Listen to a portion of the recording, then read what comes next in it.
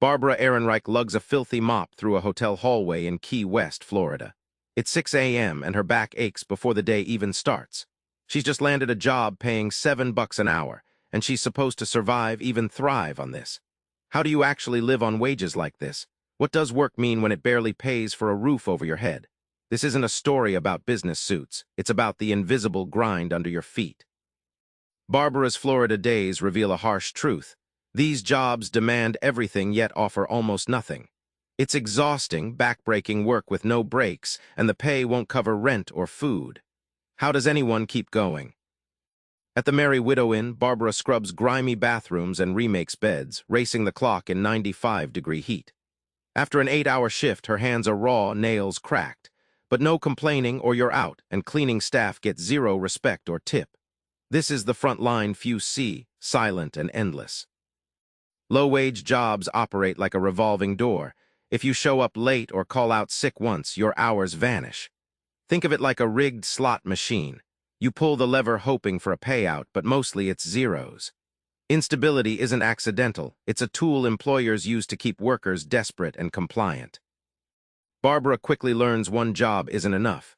In Maine, she stacks shelves during the day and sells trinkets at Walmart in the evening. Holding down multiple jobs is a brutal juggling act. Sleep becomes a luxury and personal life evaporates. The twist: this multi-job reality isn't chaos, it's survival. It's not just the paycheck that's a problem. The real expenses sneak up in unexpected ways. Barbara discovers rent, food, transportation, and health costs pile up fast. How do you afford life on a few bucks an hour?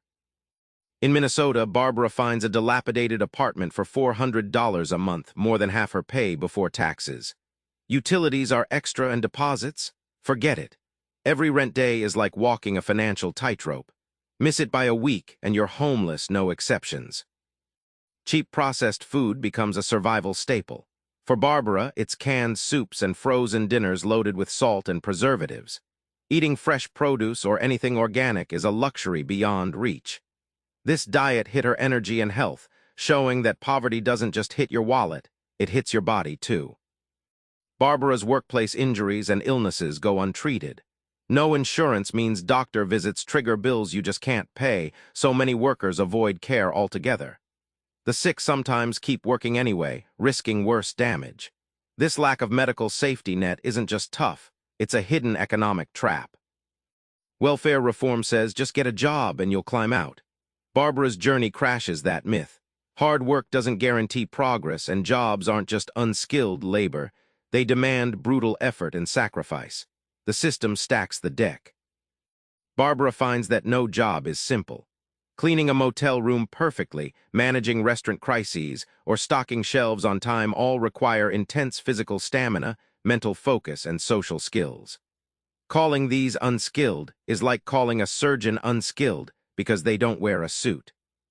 She learns exhaustion isn't weakness. The system expects you to be constantly on, despite low pay and zero job security. Working harder just means more wear on your body and no guarantee of advancement. It's like running a treadmill that's set to speed up while the finish line moves further away. The biggest shock: hard work isn't rewarded fairly. The idea that poverty results from laziness is just a comforting fairy tale. Reality reveals structural barriers: rents, healthcare, unpredictable scheduling that block any ladder out. Meritocracy feels like a polite lie to keep hope alive.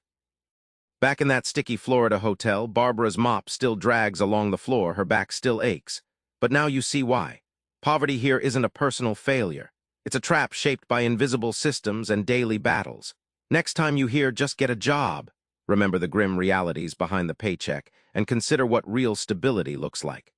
Try this: empathize with daily struggles by supporting fair wages in your community. Subscribe for more book summaries like this one.